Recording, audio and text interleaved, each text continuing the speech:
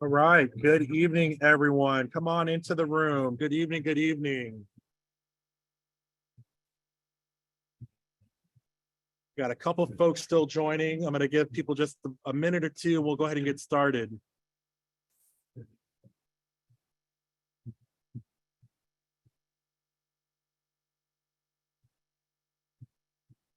All right, good evening, everyone. My name is Mike Heminger. I'm the president of the NAACP Arlington Branch and also a housing commissioner here in Arlington County. We're so grateful that so many of you have joined us this evening. I want to start by thanking our sponsors for their efforts organizing tonight's events. Thank you to the Metropolitan Washington Council of Governments, Arlington County Government, and the NAACP. Tonight's discussion is the first of many more to come. We'll learn about the disparities that exist in Black and Brown residents. We'll learn about some of those disparities in our schools, what some of those barriers are towards attaining homeownership, and so much more. We'll begin to start to scratch the surface on why some of our neighborhoods are more segregated today than they were 10 years ago. So like many of you, we've been waiting for years for this report to come out. We have a lot of ground to cover in very limited time. So we're gonna go ahead and dive right in. We'll try our best to get to all of your questions, but if you put your questions in the chat, we will make sure that our experts on our panel can provide a response to you via public communication later on. So let's keep the conversation going after tonight. Tonight is really just a kickoff. So at this time, I'd like to introduce you to the moderator for this evening, Kellen McBeth. Kellen currently serves as the chair of the Housing Commission in Arlington County, and he spent countless hours studying this issue and its effects. So good evening, Kellen, and thank you for moderating tonight's discussion. Thank you, Mr. President. So we are going to kick it off with our panelists from COG and Arlington County with their presentation on the Regional Fair Housing Plan. So Brian, if you're able to pull that up, we can get started.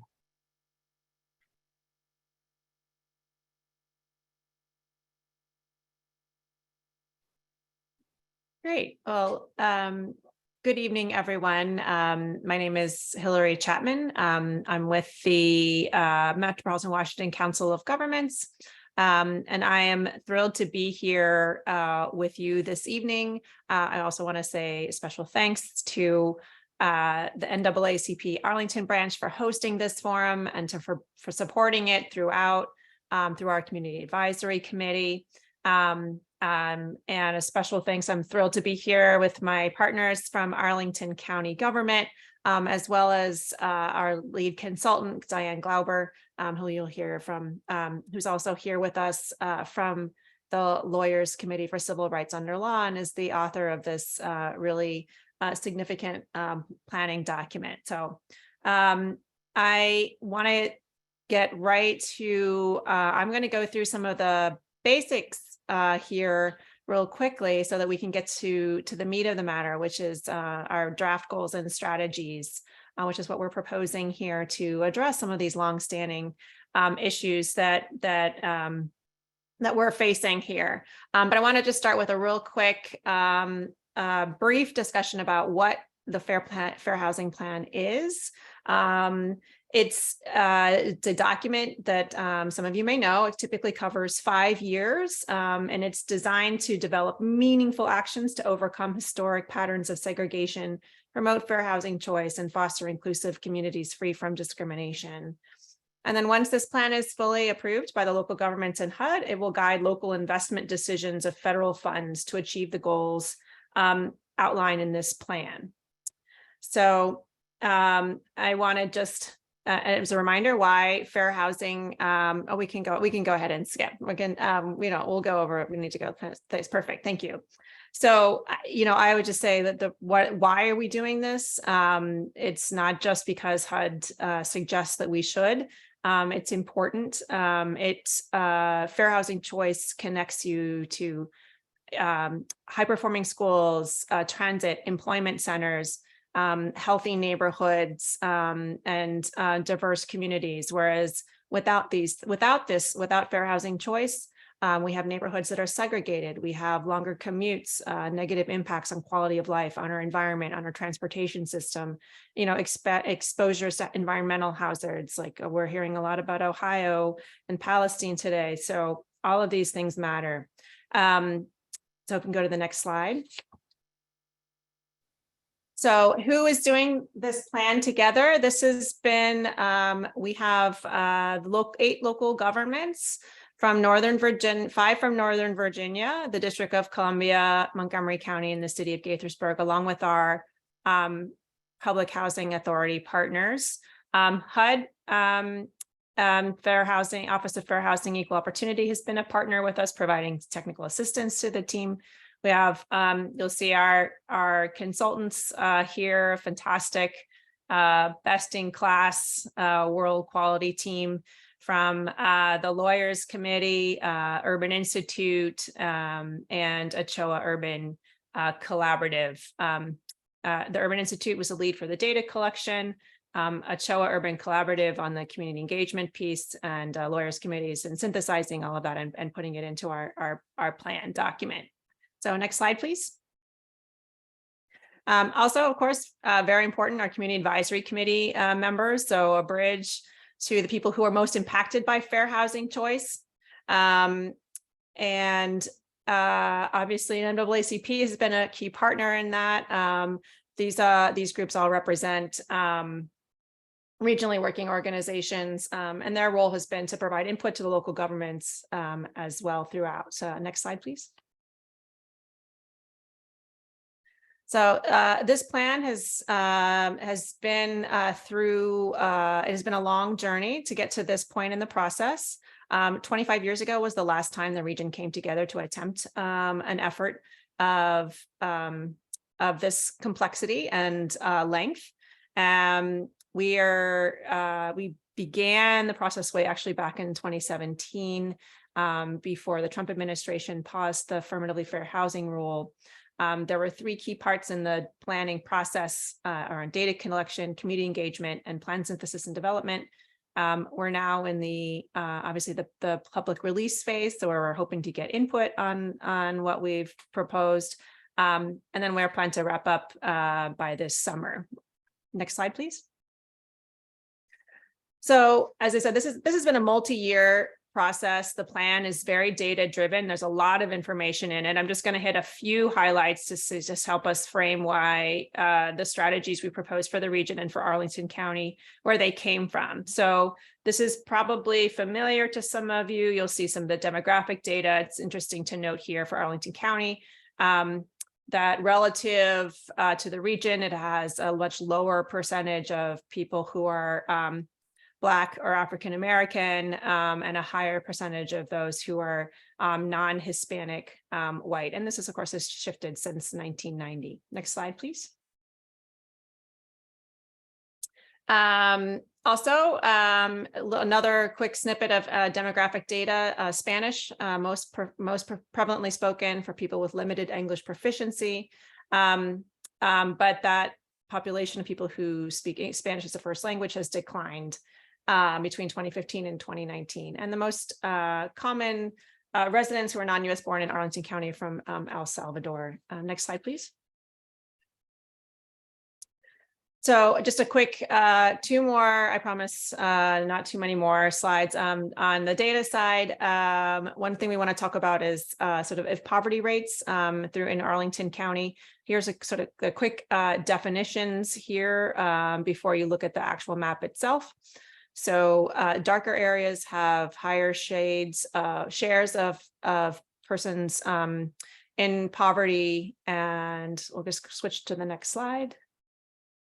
And you can see where this is. So northwestern and eastern parts, generally lower rates of poverty than in the southwestern and western parts of the county. Next slide, please. So again, among the many data points we looked at for this plan was looking at such sort of median rent. And excuse me. Median, of course, again, as a reminder, is just the middle range of that rent, with darker areas represented on the map as those that are more expensive. So next slide, please. So these are the areas you can see the darker areas that have much higher median rents, and almost 40% of tracts have median rents of $2,000 a month or more. So very, very high, as you are, I'm sure, already aware. So this will be my last comment here before handing it over to Joel Franklin from Arlington County. But I just wanted to, before we dive into the strategy, so based on the information we gathered, we worked to come up with 7 goals and strategies that apply to all 8 governments. They're all joining together and say we will work on these things together. They are data-driven and built upon an extensive, not just data collection, but a community engagement process as well. These are shared goals, but they are implemented locally, and some jurisdictions have some additional goals as well, and you'll hear about those in just a moment. This is about quality, not quantity. So fewer goals, more impactful, rather than a laundry list of things that we should all be doing together. So that was the rationale behind the smaller number of goals. And with that, I will hand it over to Joel Franklin. Thank you so much. Great, thank you, Hilary, and thank you for having me tonight and allowing me to present on these draft goals and strategies that not only apply to the region, but more specifically, some of them are more targeted to Arlington. So the first goal, which applies to Arlington as well as its neighborhood jurisdiction, is increase the supply of housing that is affordable to families with incomes 60% of the area median income or below in the region, particularly in areas that have historically lacked such housing. Some of the strategies that we are all committed to working on together are listed here. So firstly, lower the income targeting of housing affordable to people with incomes of 80%, area median income to 60% and below, in order to address the chronic housing shortage for low-income individuals and families. Secondly, provide low-interest loans to single-family homeowners and grants to homeowners with households' incomes up to 80% of area median income to develop accessory dwelling units with affordability restrictions on their property. And lastly, use local government financing and regulatory tools such as bonds, real estate transfer taxes, inclusionary housing, as of right accessory dwelling units, public land set-asides for affordable housing, expedited permit, and relaxation of parking requirements for affordable housing developments. So next slide. So in addition to the strategies shared previously, Arlington County has committed to take additional actions that work towards the shared goal. The first recommendation is to continue to encourage developers to exceed the required number of affordable accessible units in a range of sizes and types when new development occurs. So demand for affordable accessible housing often exceeds supply Persons with disabilities are more likely to live below the poverty line than persons without disabilities. It is therefore recommended that Arlington continues to support this and encourage this development. Second is deepen affordability of affordable housing. So the data that we saw really shed light on the need to better match our affordable housing efforts to the needs of the communities. As such, we'll be looking for every opportunity to provide deeper affordability to meet the needs of households with incomes under 40% of the area median income. This could include providing incentives for the inclusion of extremely affordable housing units in projects funded by the county. R1 projects seek to come in for refinancing to the county, incorporate some adjustments to the affordability covenants that are in place. And lastly, with that, engage with owners of existing affordable units to explore collaborative approaches to increase the share of units dedicated to lower affordability levels. Next on this one is explore, don't go on yet, back to the next slide, previous slide, thank you. So explore mechanisms to reduce county fees and related infrastructure costs for 100% affordable developments, provide incentives for low interest loans for accessory dwellings. And lastly, on this one, we're undertaking a new homeownership study that would take a step back from our homeownership programs to develop clear goals for our approach to homeownership and to rethink how best to achieve these defined outcomes. The homeownership program should serve as a continuum of program delivery intended to educate, guide, and assist moderate income Arlingtonians along the path to sustain homeownership and help the county meet its equity goals. Next slide. So the second goal is to reform zoning and land use policies to expand access to fair housing choice by increasing the development, geographic distribution, and supply of affordable housing. The first strategy is to increase inclusionary zoning incentives for creating on-site affordable housing and increase fees in lieu of providing on-site affordable housing. Next is to adopt affordable housing overlay zones to increase the amount of land where developments that meet robust affordability criteria are allowed as of right. Lastly, on the slide, incorporate a fair housing equity analysis into the review of significant rezoning proposals and specific plans. Next slide. For Arlington specific, on this one, consider new land use and housing policies to expand the supply of missing middle housing in forms limited or non-existent in Arlington's current housing stock. As you're probably aware, the county board has authorized public hearings in March on proposed zoning ordinance and general land use plan amendments relating to the missing middle housing study. Likewise, the planning commission will hold a public hearing on the amendments and make recommendations to the board in early March. The county board will hold its public hearing and consideration during its regular March meeting. Also looking at initiating a zoning study to examine alternatives to the current definition of family in the zoning ordinance. So this is in response to changing composition of families and households. The county will consider changes to the zoning ordinance to allow for a broader definition of family and household for occupancy purposes. These changes will allow for non-traditional families, extended families, and unrelated individuals to live together to reduce their housing costs and in some cases, more efficiently access service. Also, the data showed that a high percentage of older adults are cost burdened and highlights the increasing need for housing affordability for older households. While older adults are welcome in all committed affordable housing, developments targeted specifically to seniors could focus greater attention on their needs. Recommendation is to initiate a zoning study to examine how an affordability requirement could be structured within the Arlington County zoning ordinance for senior housing projects approved via site plan. The focus will be on meeting the affordability requirement through on-site units, beds, as this may be the best way to ensure that low-income seniors benefits. Next slide. So goal 3 is implement preservation policies designed to preserve affordable housing and prevent displacement with a goal of no net loss of existing affordable units. The regional strategy that relates to Arlington is to track affordable housing developments with expiring subsidy contracts. I can't hear it over Sorry, what was that? They're taping it, so I have to pick it up later. Sorry, if you're not speaking and Joel should be the only one speaking, please mute yourself. Thank you, Colin. So this is really to track affordable housing developments with expiring subsidy contracts and adopt a proactive outreach program and prioritize resources for the preservation of that housing. So next slide. Specific to Arlington, we are going to periodically reevaluate the real estate tax relief program targeted to seniors and disabled homeowners in regards to deferrals versus exemptions, assets, and income limits, so that we can preserve homeownership for the most vulnerable. Second on this one, explore reopening the housing choice voucher primary waiting list in order to solicit new income eligible households seeking rental subsidy supports. This federal subsidy is targeted to low income and extremely low income households through a deep rental subsidy.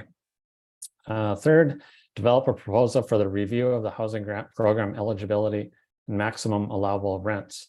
So we're looking at conducting an evaluative review of the housing grants program to identify the program's effectiveness in meeting the housing needs of extremely low income households and to develop possible program adjustments.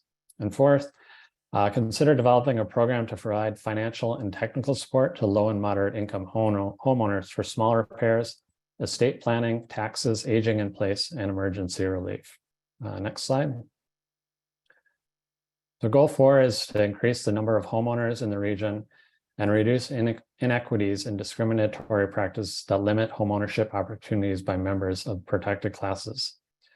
Regional strategies include increased homeownership opportunities for low and moderate income members of protected classes by ensuring affordable housing set-asides and new developments offer homeownership as well as rental, supporting first-time homebuyers by expanding financial literacy programs and homebuyer education, and using innovative homeownership models such as cooperatives and community land trusts. Secondly, is to support current homeowners with protective characteristics, including racial and ethnic minorities, people with disabilities, and seniors through increasing funding for repair, rehabilitation, and renovation programs and products, expanding programs that provide energy efficient improvements to lower utility costs, and providing comprehensive foreclosure prevention, counseling, and legal referrals. Next slide. Goal 5 is protect the housing rights of individuals and strengthen fair housing education. So regional strategies include reducing barriers to accessing rental housing by eliminating application fees for voucher holders and encouraging landlords to follow HUD's guidelines on the use of criminal backgrounds in screening tenants. Second, pilot a rent right to counsel program to ensure legal representation for tenants in landlord-tenant proceedings. And lastly, expand and increase support for fair housing outreach, education, and enforcement. Next slide. So specific to Arlington, we want to test for housing discrimination based on disability status for one of the fair housing tests upcoming in the next 5 years, as well as continued tests for housing discrimination based on race and national origin. Testing is really a method to determine whether or not a home seeker is treated differently in their search for housing.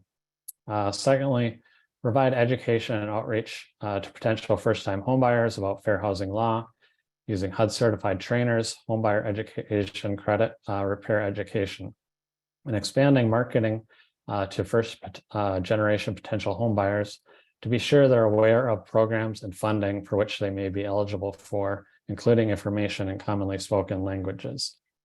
Third is make the fair housing provisions in the Arlington County's Human Rights Ordinance consistent with the Fair Housing Act and Virginia's Fair Housing Law, including adding source of income as a protected class and explore becoming a substantially equivalent fair housing assistance partner with Department of Housing and Urban Development.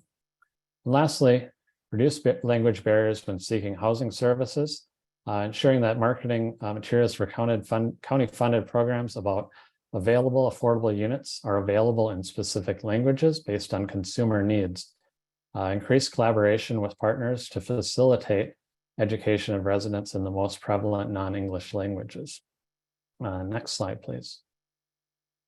So goal 6 is to increase community integration and reduce housing barriers for persons with disabilities. So this includes prioritize home and CDBG funds for developments that include permanent supportive housing units, advocating for public housing authorities to adopt admission preferences, and advocating for new multifamily development when public funds have at least 10% of total units accessible for persons with mobility disabilities and at least 4% accessible for persons with hearing or visual disabilities. Next slide. And for Arlington, we want to assure that all accessible units in future committed affordable housing developments provide the same features as standard units.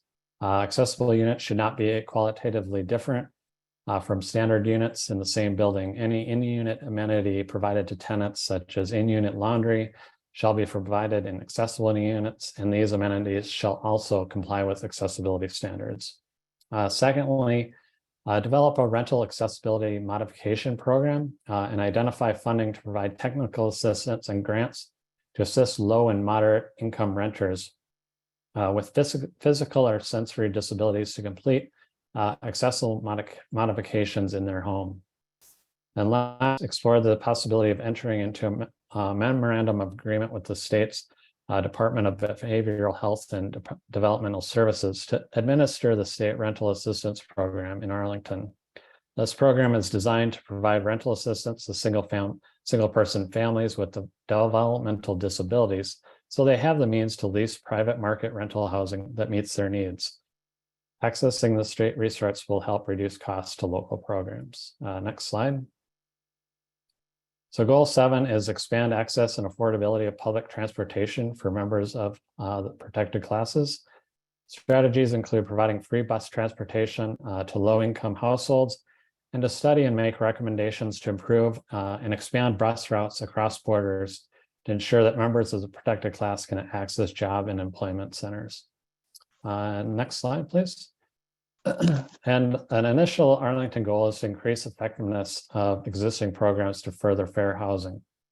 This includes the review of current metrics for goals and implement an equity analysis with metrics across program areas and develop a plan and mechanisms for collecting reliable demographic data on residents of committed affordable housing. The county does not currently have a reliable mechanism for collecting demographic information on residents of committed affordable housing beyond household income. So in order to really better understand who is being served by committed affordable housing, the county will need to engage with owners of this committed affordable housing, develop an effective mechanism for collecting demographic data on these residents, including age, race, ethnicity, household size. So this information is essential to evaluate the county's affordable housing efforts using an equity lens.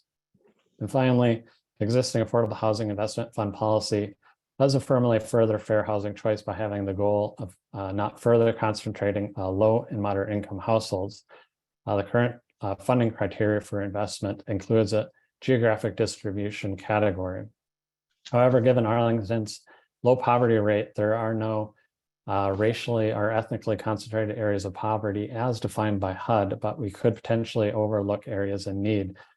So the county is looking at modifying that definition that HUD provides us to look at lower rates of non-white population in those census tracts, as well as looking at a reduced poverty rate to see where those potentially modifications could occur, and then add that to a financial policy when the new committed affordable projects are considered.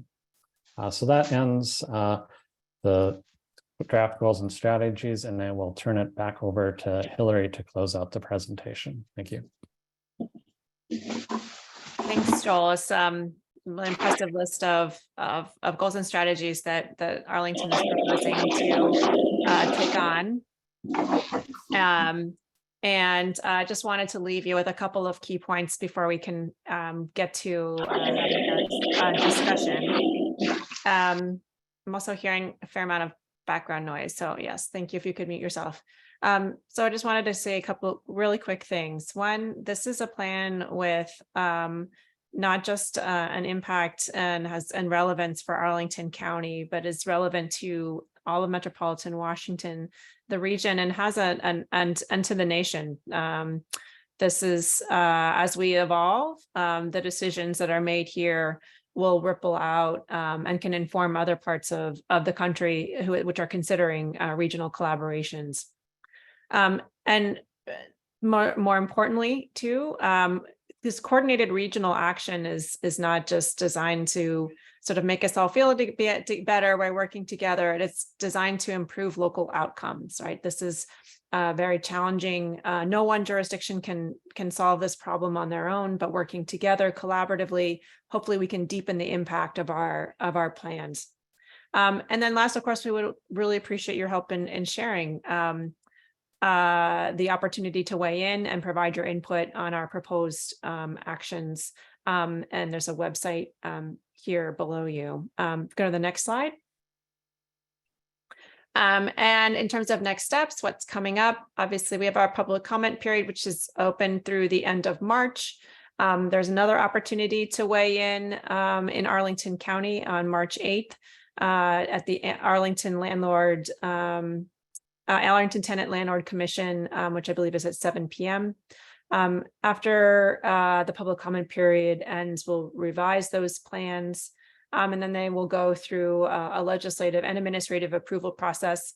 The Arlington board will take action on this plan, as well as 5 other local governments as well. And once we're complete with that, we will finalize any comments to the plan itself and submit to HUD by the end of this summer. So, and there again, here's our webpage with resources, including flyers that we would encourage you to share with your neighbors, and also resources on the Arlington County webpage itself, or if you have any questions specifically, Joel is your expert and is able to address any Arlington County specific questions. So, and with that, I'd like to just thank you again. Our contact information is here. Unfortunately, formatting looks a little funky here. So, but I believe there's a PDF here that can be shared afterwards if you are interested in referring to the information afterwards. Thank you, Hilary. And thank you, Joel, for that presentation. So now we're going to start our question and answer. So I have a number of questions prepared for our panelists.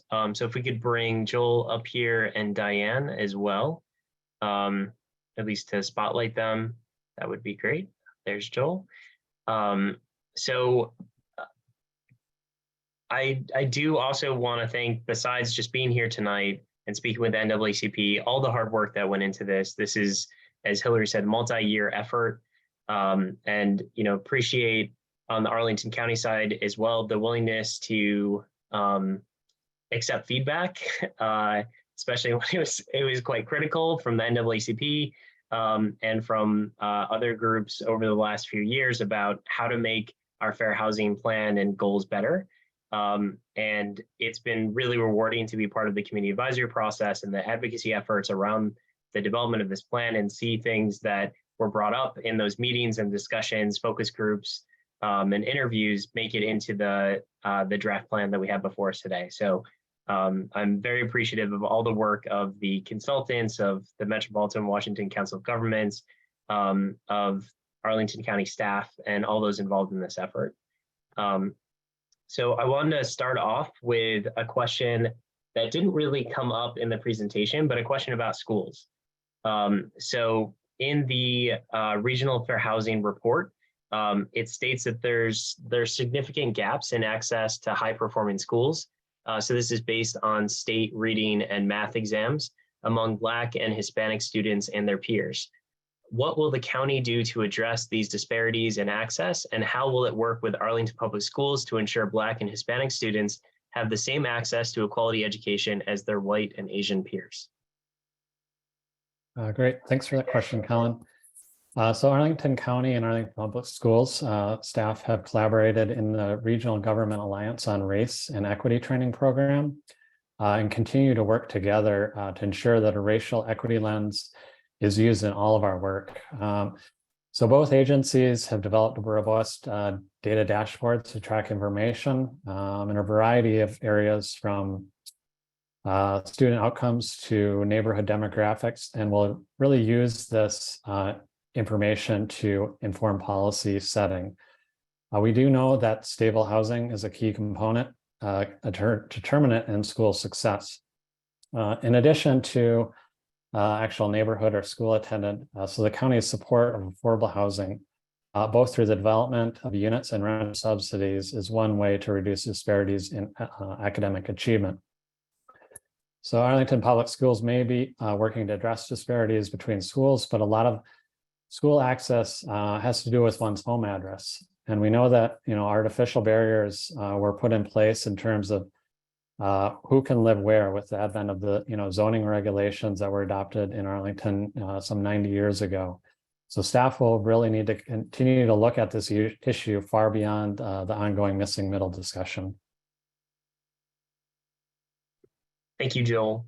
So my next question is around a topic that did come up as part of the Arlington County goals, as well as the regional ones. So that's around fair housing testing.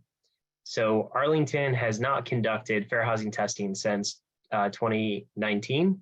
And there's a clear need for more frequent testing and testing on more than just race and national origin, as Arlington has in the past. And this was part of the feedback that we saw from the community as part of the outreach and engagement efforts for the plan. Why do Arlington's goals and strategies only focus on adding disability testing and not other protected classes? And why is the goal to complete it sometime in the next 5 years and not sooner? Sure. So unfortunately, Arlington has limited resources right now for testing and enforcement, with currently only one investigator on staff and a limited contract for the testing that you're talking about, and that's recommended in the plan. The recommendation is to prioritize disability testing because through numerous engagement opportunities, we understood that this is definitely an area of concern with the community. But the recommendation also supports the continued testing on race and national origin. Thank you, Joel. My next question is more sort of focused on the regional perspective. So when looking at affordable housing for historically disadvantaged groups, are there particularly successful things that other jurisdictions outside of Arlington are doing in the region that could serve as potential models for Arlington to consider? So curious if Hilary or Diane or even Joel, have a perspective on that. Well, I think the plan reflects sort of best practices in the region as well as outside the region. For example, DC has a very vibrant inclusionary housing policy, mandatory inclusionary housing that they want to expand to downtown, where there are plenty of unused offices, including in my building. So I think DC has shown a real commitment, and there's some great housing development policies out of Montgomery County, for example, that we are bringing into this, a regional focus. We've also taken best practices from around the country, such as right to counsel, which has proven effective in, New York and Philadelphia, and it's now being implemented in LA to bear on this plan. So it's a combination of what the best practices of the region as well as the entire country. In fact, one of the we mentioned the having an equity lens in looking at development and redevelopment, and that's right out of the city of Boston, who's implemented that. Thank you, Diane. My next question is around housing discrimination. So the Regional Fair Housing Survey found that 13% of respondents reported facing housing discrimination, and an additional 9% reported knowing someone who would face housing discrimination. 75% of those who reported facing housing discrimination said they did not report it. Which of Arlington's goals and strategies is likely to combat the continuing housing discrimination found in our community?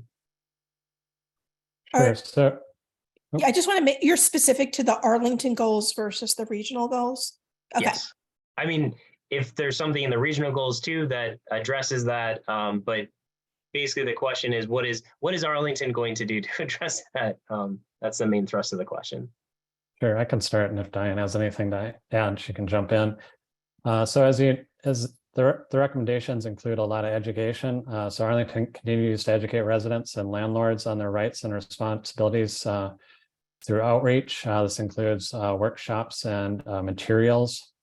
One current effort is to work with landlords to educate them on the 2021 state legislation that outlawed discrimination against potential renters based on sources of income, as well as to provide tools help them manage the administrative process of that. So a lot of the recommendations revolve around education, and that's where we're looking at doing some of that work.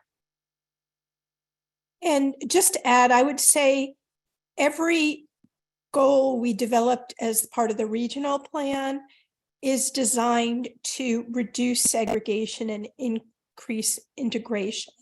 So the strategies that follow are really focused on making sure that everyone has opportunities to live in different neighborhoods. And I think, Kellen, you've been part of the discussion. And I think, by targeting lower income people as well and protected classes, we believe that this will go a long way towards that goal. Thank you, Diane. Thank you, Joel. So my next question is really about retaliation. So this again came from some of the community engagement feedback from this process.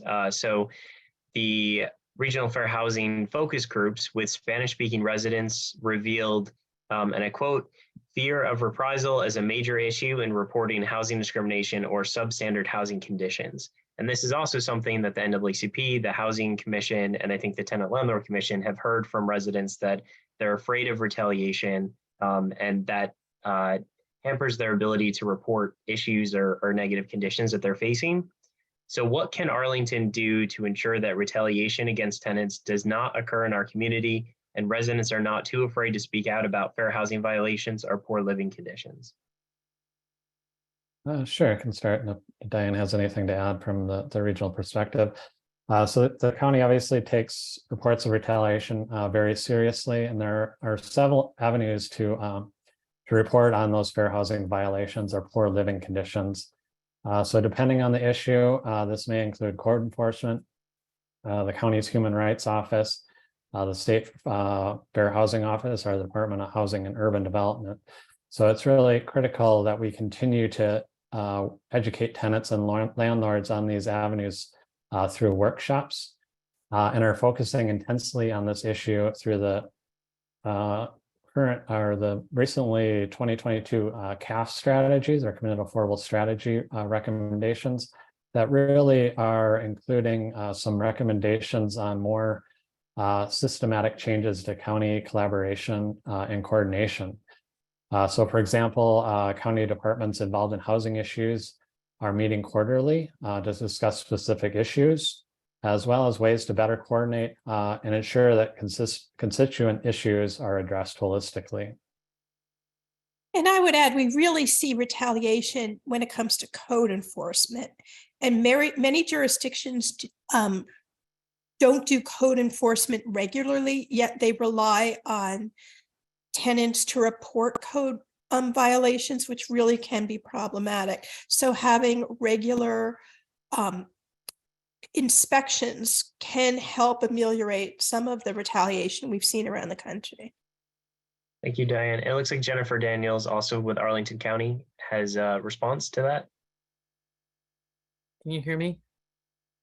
Yeah, thanks for letting me chime in. As Joel said, we really do care about retaliation, and we've been, as part of the CAF strategies report that Joel mentioned, we were doing a lot of community conversations around how to become more resident focused and how to support residents if they don't feel comfortable going to their property manager, or they don't feel comfortable going to code enforcement. So we're doing a lot more work with property managers directly. We're trying to create systems, as Joel said, where we coordinate internally as a county so things don't fall between the cracks.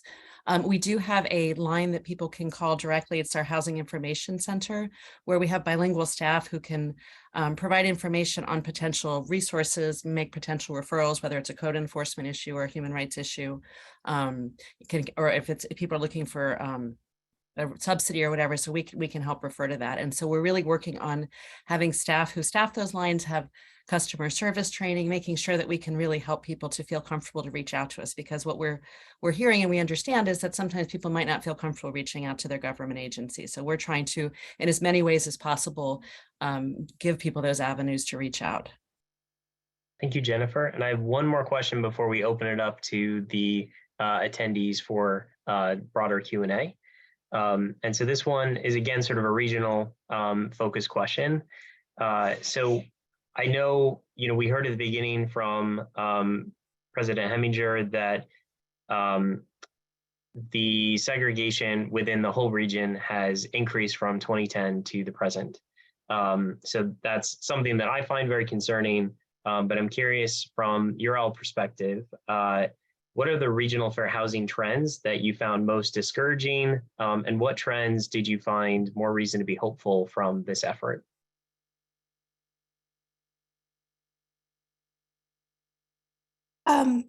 Do you want me to go? Yeah, you want to chime in? I can. You go ahead and I'll chime in. Yeah, sure. No, either way is fine. So I think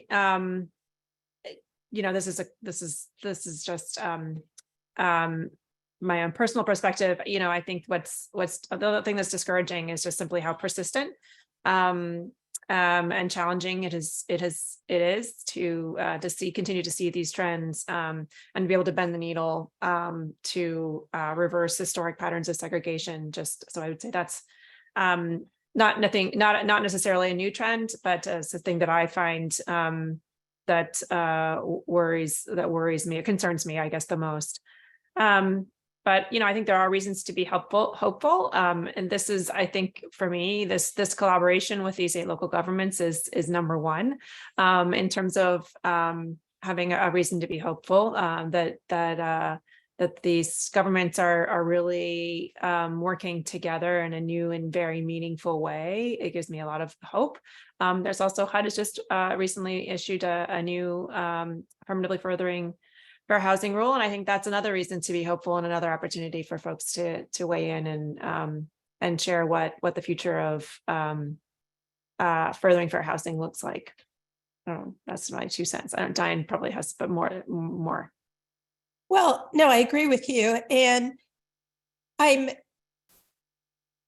think it's a really big deal that we were able to get all the 8 jurisdictions together to make a commitment to help address segregation from everywhere from DC, of course, to Prince William County.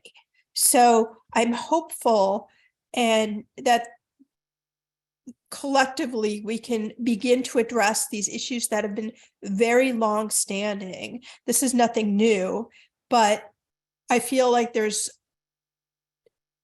a universal commitment to meeting the goals of the plan.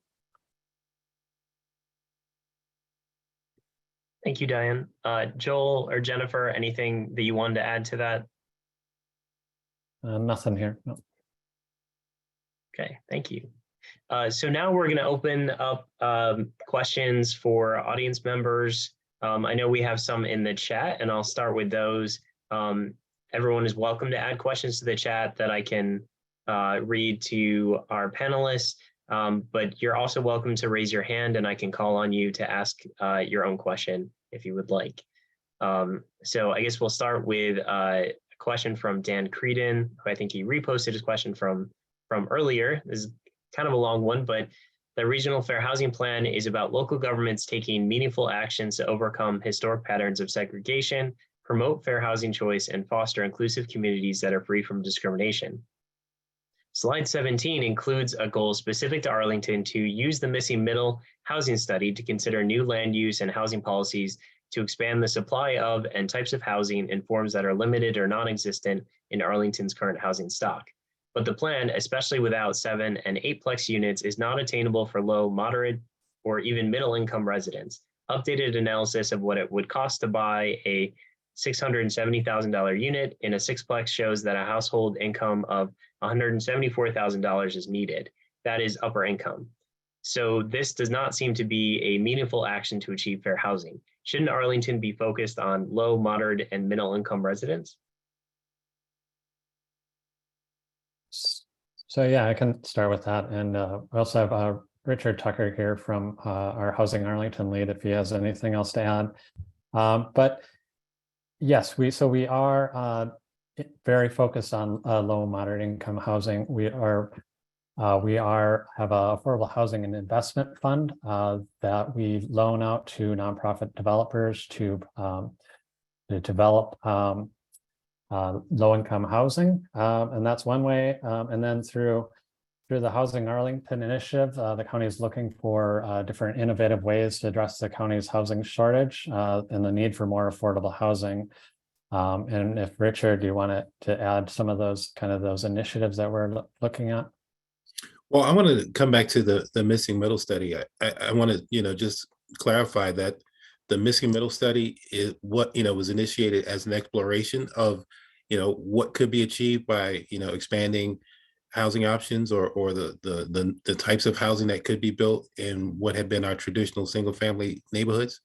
So that exploration led to through analysis and understanding about housing, what potential housing costs and so forth. So it does not lead in and of itself to the provision of affordable housing, but there can be follow-up efforts beyond the zoning effort to achieve affordability through missing middle. So all is not lost.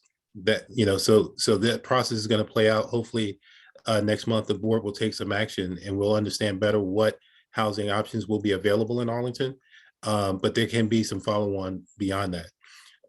And then, as Joe was indicating, through Housing Arlington, we're doing a plethora of things to try to achieve more affordable housing, more housing options in Arlington, including other zoning studies that we've completed and others that we will be working on, partnerships with nonprofits and houses of worship to develop affordable housing, and a whole host of other things, including working to develop housing or housing options for employees.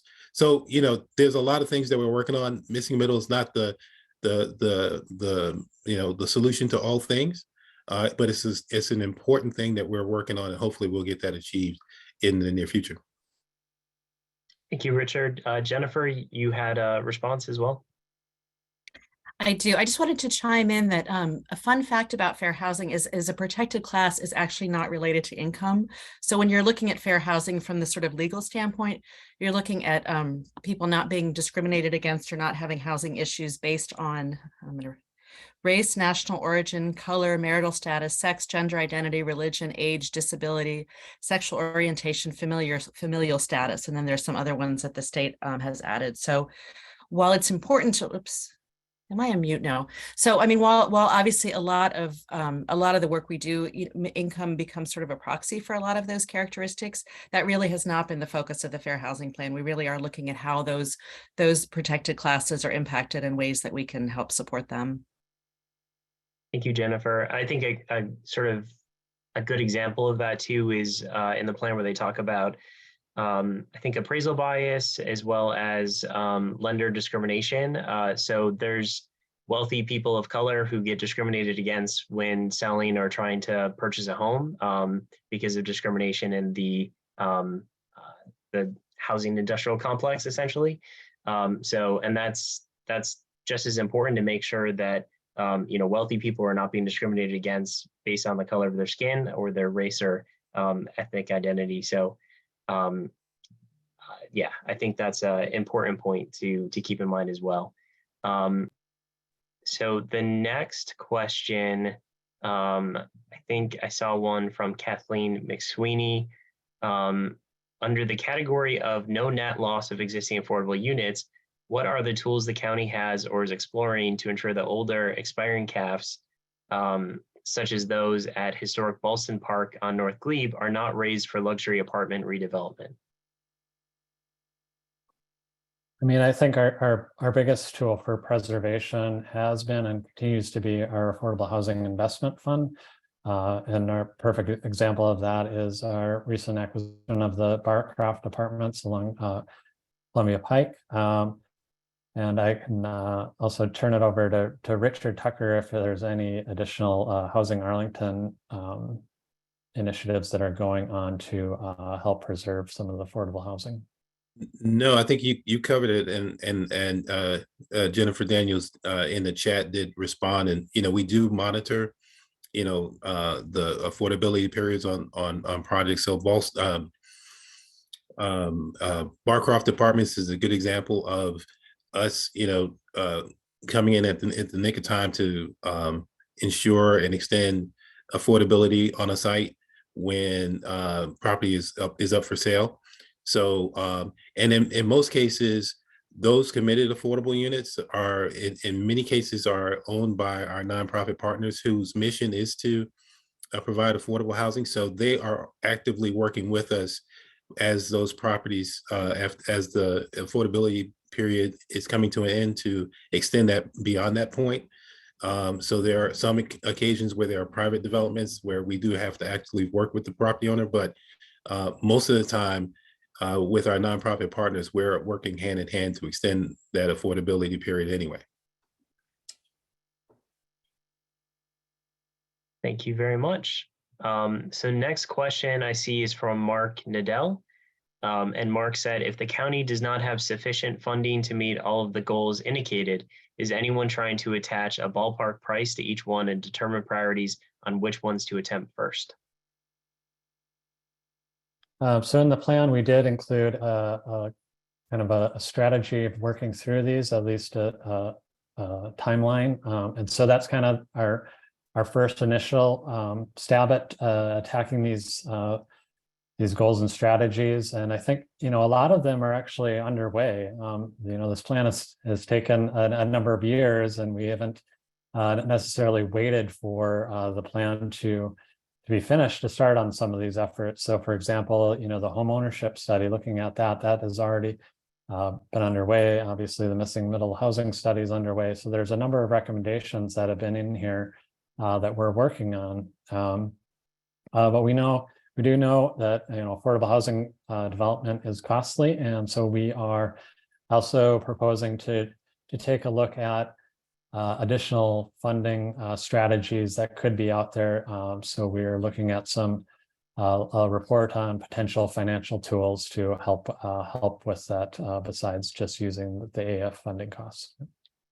If I could just follow up on that, is there a chart that shows prices? And I know kind of exact, but is it tens of thousands of dollars or hundreds of thousands or tens of millions? I mean, some of these can be done in chunks, but are much more expensive. And so when we're trying to set priorities of what we can afford, can we take, 2 units of this one and 1 unit of that one? Is there a price list, like a menu, that you guys have tried to create that would, help?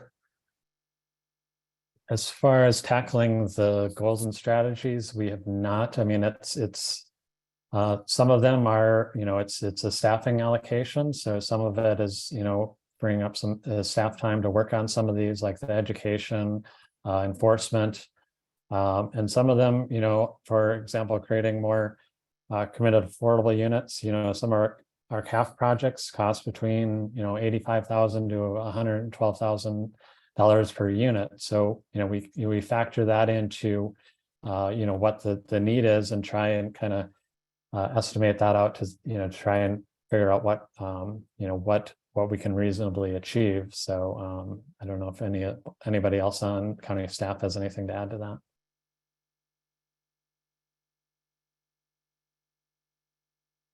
Thank you, Joel. So it looks like the next question, continuing on the theme of how this is paid for, Cindy Nelson asks, who pays for these housing subsidies that were mentioned tonight? Is this through taxes? Our taxes and assessments are increasing dramatically, which are beyond area salary increases. Why are we picking up the tab on these expenses? So sure, some of the funding is through the federal government. For example, the Housing Choice Voucher Program is federal funded. We get money through the Housing and Urban Development, which is also federal funding, Community Development Block Grant, as well as the Home Investment Partnership, which we use to put some money into our Affordable Housing Investment Fund. And we do use local tax dollars for the Affordable Housing Investment Fund, but the great thing about that is it is a revolving loan fund. So eventually the proceeds will come back to us or be reinvested in future affordable housing deals. Thank you, Joel. Other questions from audience members at the moment? I know I have a couple other questions. I'm happy to ask those while we see if other people do. Oh, here we go from Kathleen McSweeney. Historically, some landlords have discriminated against people who have housing choice grants. Is there now legislation in Arlington that requires landlords to take them? So the source of income protection passed through the Virginia legislature. So that is in effect in Arlington. So the answer is yes.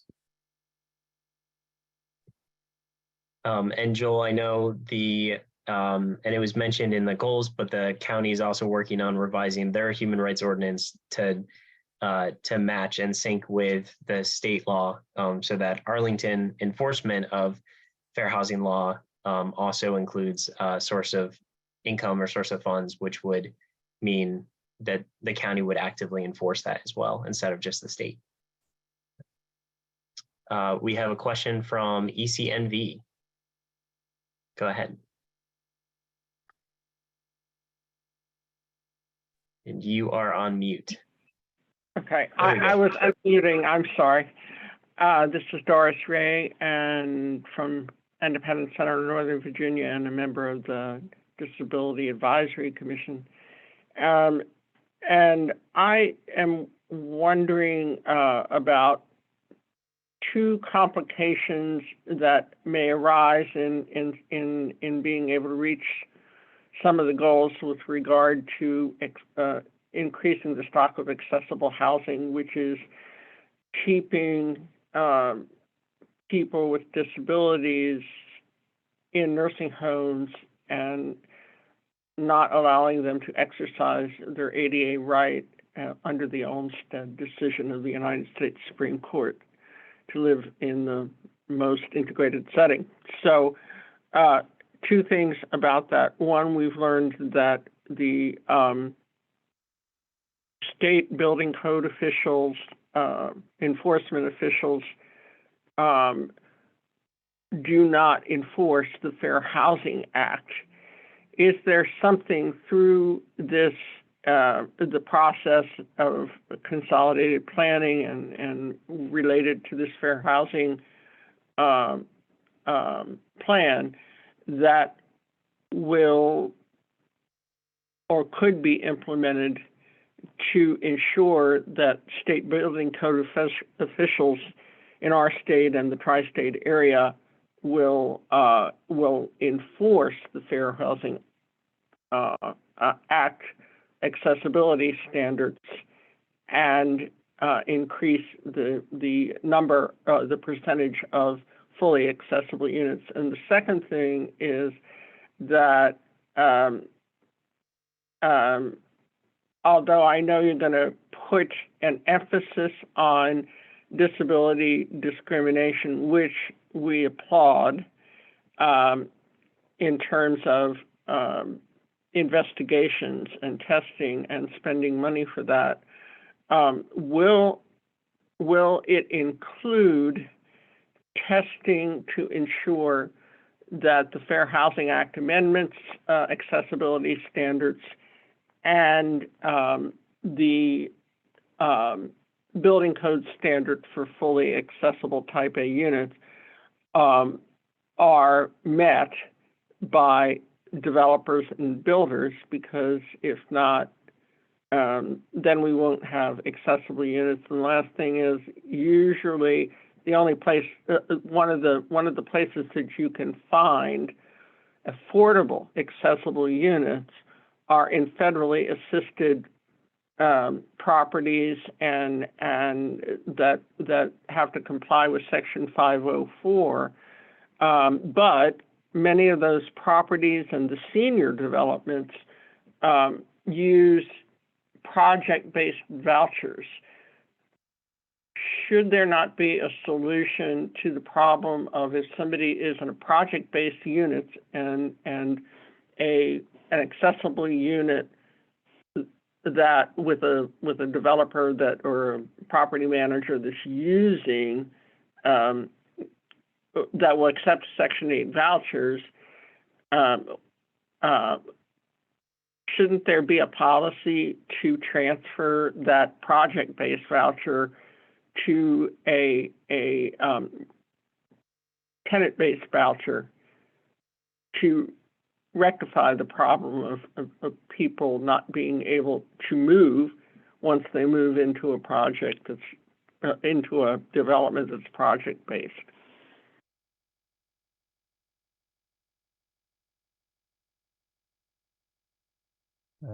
Thank you. Thank you. Yeah. Thanks, Doris. I'm sorry. I know I gave you a list, but these are things that actually that came to my mind based on the discussion here so far.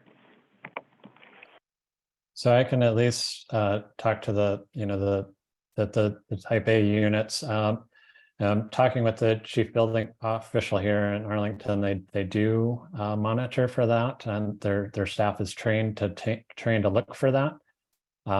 I don't know if Diane has any insights on some of the other questions. But Yeah, the building. Go ahead. Well, I would say that people cannot break the law. So, I mean, part of our plan is a focus on education. It seems that we would need training for these building inspectors if they are not following laws, correct? So I know by having this emphasis on education, it seems to me, Joel, that we want to make sure that your agencies are trained on the Fair Housing Act as well.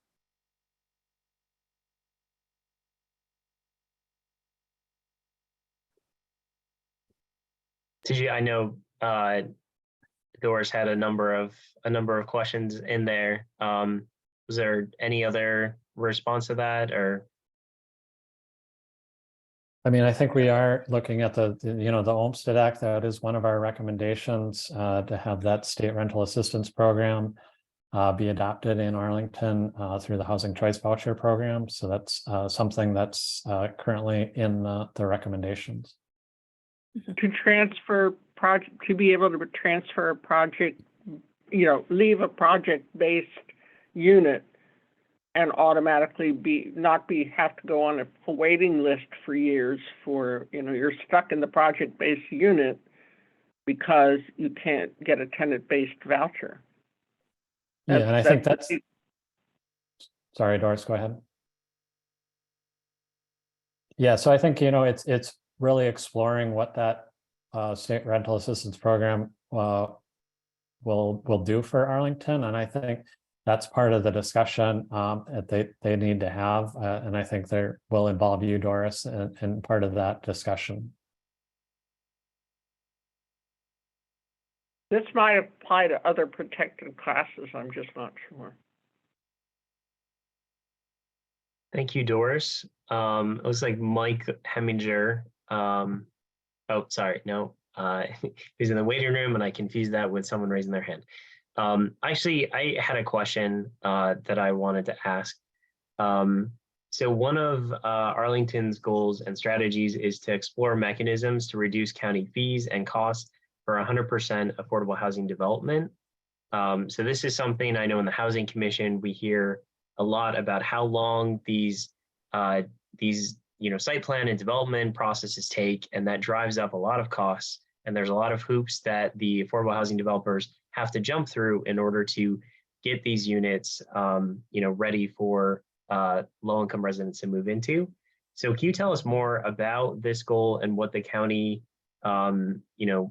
might plan to do to help reduce the time it takes and the cost to build affordable units in Arlington? Yeah, so I mean, this is something that we've been looking at for a number of years. And I think one of the issues, right, Kellen, is that it's expensive to create affordable housing. So I think the master plan objective, to produce and preserve a sufficient supply of affordable rental units to meet future needs is 8,650 committed affordable over like the next 19 years. So and I mentioned those costs of 85,000 to 112,000 a unit. So the estimated resources to fund the average annual funding for the production would be between 37 to 49 million annually. For reference, the average annual funding for the county loan fund is about 26.7 million now. So the county is really looking at any additional strategies that would reduce that cost of creating affordable housing, as well as I had mentioned, really looking at additional financing tools to meet the future anticipated need to affordable housing. So if there's creative ways to reduce those fees, as well as additional creative financing out there, it's really kind of what we're getting at with this recommendation. Thank And you, I Jill. want to add, and maybe it also addresses some of the question about the affordability of housing. So as challenging as Arlington is, I also worked in Santa Monica, where the average home price is over $1 million. And yet they have a fairly robust affordable housing program. And part of it is that they do have a streamlined permitting process for affordable housing. And they have lower fees than your market rate housing. They also have reduced parking requirements for affordable housing. And they have this fast track system where affordable housing can be approved, months earlier than your market rate housing. So that's sort of an incentive. Additionally, throughout the region, there are ways to reduce the cost of affordable housing, such as donation of land by the jurisdiction, which of course, if there's no land costs, then the housing will be less expensive. And there are, when we talk about this, we can't forget inclusionary zoning, where developers are permitted to build more units. Therefore, if they do set aside units for affordable housing, they'll still have more units that they are able to develop, thus lowering the cost of housing. So it sort of fits in both places. Thank you, Diane. It looks like we have a question from Joan Sullivan. Joan asks, does the county know how diverse the builders, developers, and landlords are in the county? If limited in number, what is the county doing to encourage developers and businesses from diverse backgrounds to invest in/build in the county? Is this being considered as a means to encourage diversity in the county? Would this help in developing affordable housing? Well, I'm going to try to respond to that. I think the development community, well, there are different size developers. So there are, major developers who do, 100 units, 200, 300 units at a time, or even more. And then there are smaller builders and developers who do smaller projects. I think there's a range there. I think in terms of the county's overall approach to equity and diversity, there may be, this may not be a thing that's specific to the housing division or CPHD. It may be an economic development department question. So I'm not aware of efforts that we make to cultivate diversity in the development field. So that may be something we need to take back and think about. There are a number of new initiatives in that that enterprise and some of the banks like Wells Fargo, and whom you might say maybe cause some of these fair housing issues, are doing to promote African-American and Latino developers, including financing, which is a really big part of this. And there's some national efforts as well as local efforts to make sure that these developers have access to capital that they may not have had in the past. Jennifer? Yeah, I hope I don't misspeak. I'm not able to pull up the county's notice of funding availability, but we do publish a notice of funding availability for available funding for affordable housing development, and have recently updated it to include some information on just that, on diversity of staff and leadership in developers that are proposing to build affordable housing. So that's one way that we're starting to do that. Thank you. And I know, Diane, you mentioned Wells Fargo, and that brought up to my understanding is that Arlington has a significant number of its money in Wells Fargo accounts. Is there any plan by the county that, and it's possible that staff you don't know, to not do business with a bank that's committed fraud at the scale that Wells Fargo has and committed the other bad things across this country? Do you know if that's something that the county manager is considering, or and as I said, this, goes beyond the scope of just housing. So it's very possible you don't know, but it's way beyond our pay grade, but it's good feedback. Thank you. Thank you. I'll add, I live in Baltimore, and Baltimore sued Wells Fargo and did get a settlement. So I think I'm not pro Wells Fargo or any bank for that matter, but they have taken steps to address some of their past wrongs. Thank you, Diane. Okay, I think, Brian, go ahead.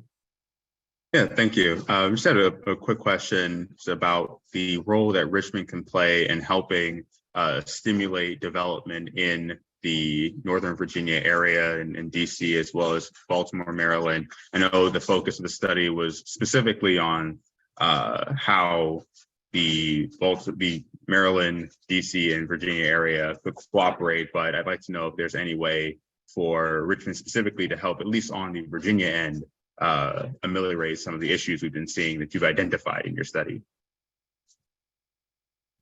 We had to be very careful because of Virginia laws, which aren't very friendly to individual jurisdictions. There have been some carve-outs like Arlington, where we've taken full advantage of things like using the word inclusionary, whereas we can't in a great deal of jurisdictions in Virginia, which has been challenging. So I would say that maybe now isn't the perfect time to introduce more progressive housing legislation like they are doing in Maryland. But hopefully that day will come where it will be more aligned with some of the policies that this region is implementing. And just as a quick follow-up, can you give some examples of that progressive legislation that's being put forward in Maryland as perhaps a template for what we could see in Virginia? Sure. I mean, one would be there are a number of proposed legislation. First of all, right to counsel passed last year, and there's funding behind it. So the entire state is now able to provide that right to counsel, although there's some funding challenges.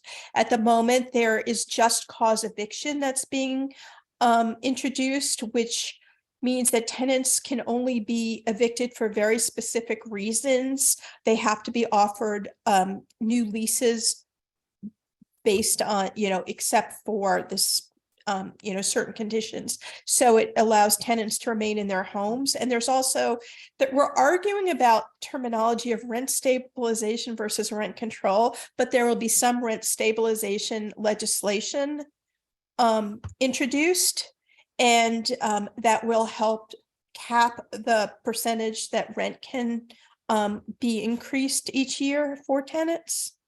So that's some example. If you want some really progressive legislation, there's always California, where we do a lot of work, which has, basically outlawed single family zoning and has done some really great, very progressive legislation around affordable housing development and tenant protections. Thank you very much. Thank you, Diane. And with that, we are at time for our panel.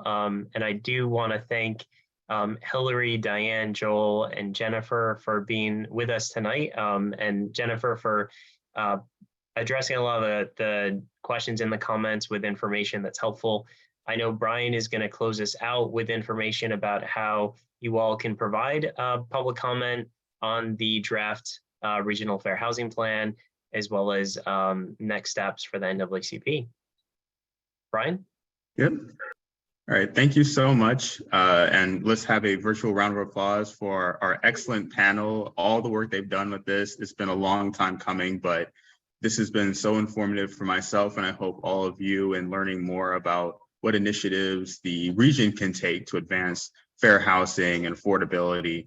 As was said at the beginning of the presentation, no one region can solve the issues caused by decades of systemic racism in our policies, but by engaging in initiatives like this, where we can understand the data and really bring to bear the collective force of the entire area, we can take a step in the right direction. The NAACP, as you know, has been involved in a number of housing initiatives spanning from missing middle to work with the county involving AHC properties and delving into a bit of the fair housing topics that we've discussed tonight.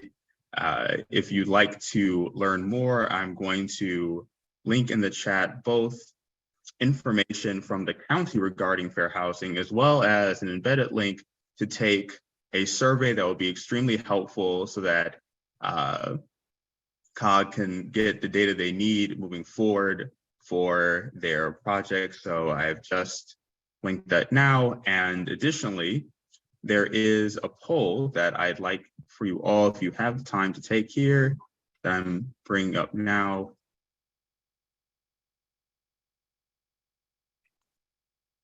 Go. So we have a quick poll with about 5 to 6 questions.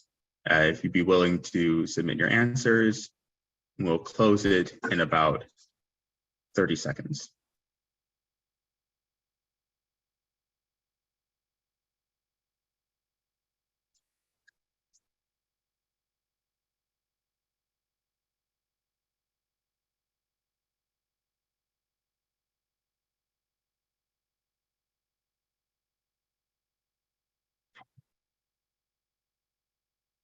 Okay, we look like we're getting a nice trickle in of participation.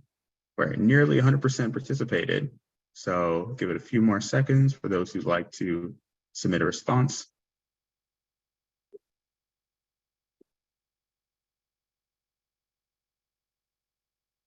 And with that, we will end the first question.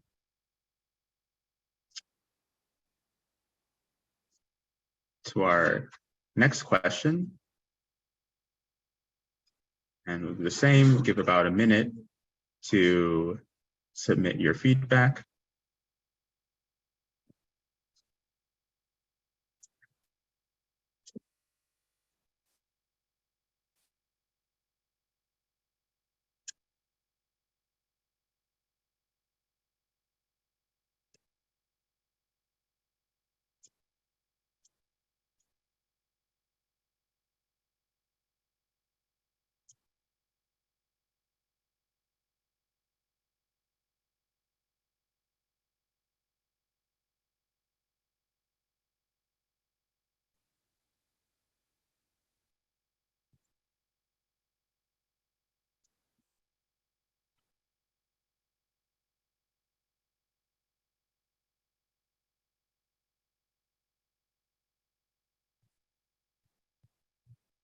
All right, we have nearly 100% participation in the second question. All right, about halfway done. Now we have question 3. We'll do another minute for those who put in their answers.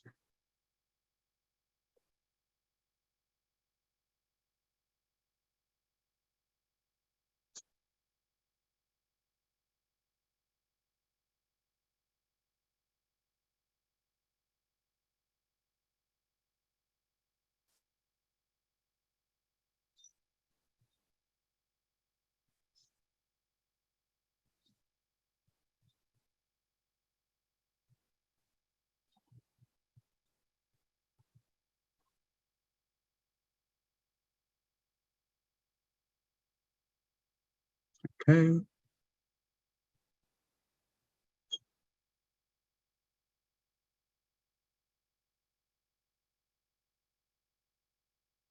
second to last question.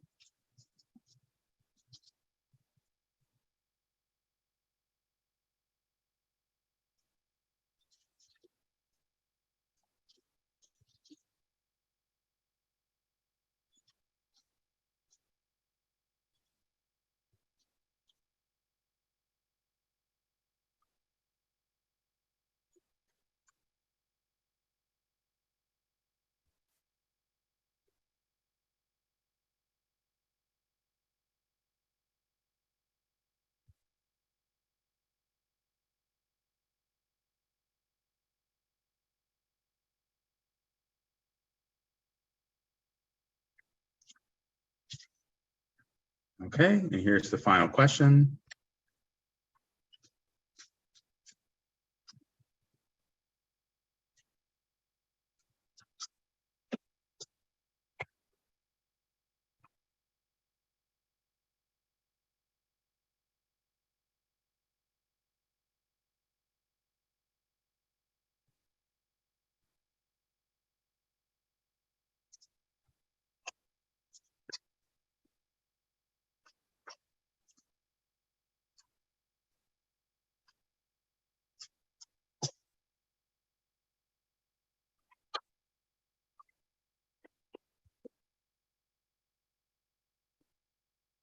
And yes, once this final question is tabulated, I will review the results from all 5 questions.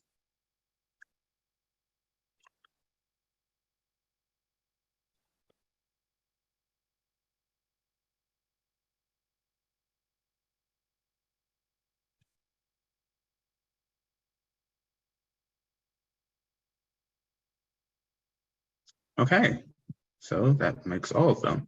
Now we can see the results of the first question, because what/who are you representing? Are you an individual renter, individual homeowner, landlord, or property manager, a nonprofit government, or other? So the majority of individuals who attended were individual homeowners, followed secondly by individual renters, then nonprofits, and then government organizations. The second question.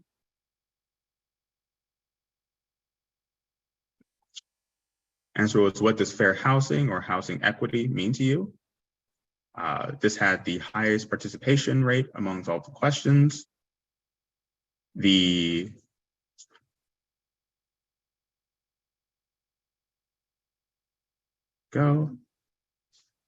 highest individual response was people are not discriminated against because of any individual characteristic. Second highest response was everyone has equal access to the same housing opportunities. And lastly, reparations are made to people who have been systematically disadvantaged.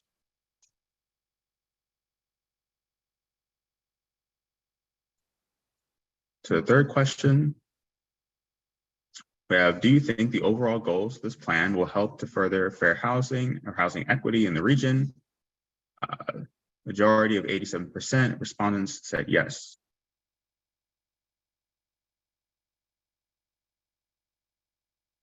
Question 4.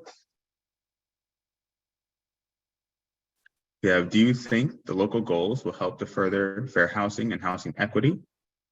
Majority respondents at 90% said yes. And lastly, but not least, question 5, which asks, do you think the draft plan is comprehensive? If there are missing goals or strategies, please add in the chat or unmute and share verbally. We saw that 61% respondents said yes, but there were 36% that said no. And at this point, I would like to ask briefly if there are anybody who are willing to ask in either the chat or verbally what you think could have been added to this plan to make it more comprehensive. And see, we have one question here, one comment rather. Oh, sorry, correct, yeah, 36% said there are missing goals. Thank you for catching that. One comment said that I think that county monitoring is important, but saving expiring caps is going to take a bolder action and strong incentives, carrot and sticks, to bring private developers to the table. And briefly, if any of our earlier panelists could just speak briefly to that point, do you think there are some coercive or incentive mechanisms that could bring private developers to the table in the issue of saving expiring caps?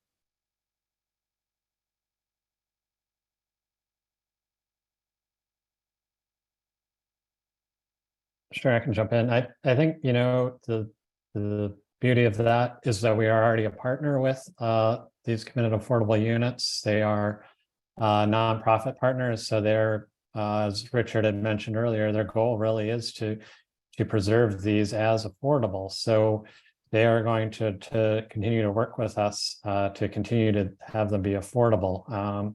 I think it's the issue is the remaining market affordable units where we really need to keep an eye on those and figure out a way to keep them affordable. Okay, and just to clarify on that earlier question, the individual was referring to caps in private hands. Yeah, so it's a minority, but we do monitor all our committed affordable agreements, and we do know when those affordability terms expire, and our development team works strongly with them to make sure or do everything reasonable to keep them affordable. Okay, thank you so much. And with that, we will close out our event. Thank Brian, you so much. It looks like Kathy had her hand raised. Oh, yes, sorry, missed that. Please, Kathy. Oh, you're on mute. Okay. When I read this, I thought, well, it seems very comprehensive that you're looking at so many different areas, and you had gone through this process of the focus groups or whatever, the community engagement. And I thought all that was good, but what struck me, and it's because I've been involved in it, on well, page 2, I guess it is, that the options and programs for seniors to remain in place. That's it. That's never mentioned again in this. And my main concern is that whatever local programs there are, for example, in Arlington, we have a real estate tax relief program. But I question how much that has been part of a more holistic look at what are all the problems on housing in the county, what are the resources that have been dedicated to that over the years. And I particularly am concerned that when I was part of the study group, that most of the people who were getting the most subsidy when it comes to real estate tax were people who owned homes, not renters, home owners in 22205 and 22207. Well, I would say that this program is not really meeting the greatest need. And maybe it's too much subsidy for people who, you know, and I'm not sure how to address it. I know that there are other communities across the United States who use real estate tax freeze, so that when someone approaches the age of whatever you choose, 60, 65, they're not exempt from ever paying real estate taxes for the rest of their lives, or even their those who will inherit their home, which in Arlington is it's worth close to $1 million. So I really think there has to be a much wider conversation about that. And when we're talking about equity, it really shouldn't just respond to squeaky wheels. That's it. And would any of our panelists like to speak to that? I can speak to that. Boy, I would love it if I didn't have to pay real estate taxes at my age. It would be so fantastic. However, I think there have been discussion of, you know, sort of as an anti-gentrification displacement policy to keep real estate taxes set at a certain level with only minor increases in gentrifying areas. That's something that could be explored because the prices have gone up so high, and it's really priced people out of their homes, including homeowners. I know we focus a lot on tenants in the plan because they're the lowest income people, and sort of the inclination is always to address like those that have so few housing options. But I know that there are studies about reducing taxes or putting a cap on taxes in gentrifying communities, as well as looking at, avoiding, having a freeze on taxes for people of a certain age. Thanks. I can just add Yes, I that. see. Oh, sorry, yes. Jennifer, did you want to go? So I was just going to add that, Catherine, that it is one of our recommendations is to reevaluate the real estate tax relief program. I think it's one of those issues I think you brought up is really that deferral versus exemption, and what should that look like as far as, asset limits or income limits. So, that we're really serving the people or really helping the people that need it.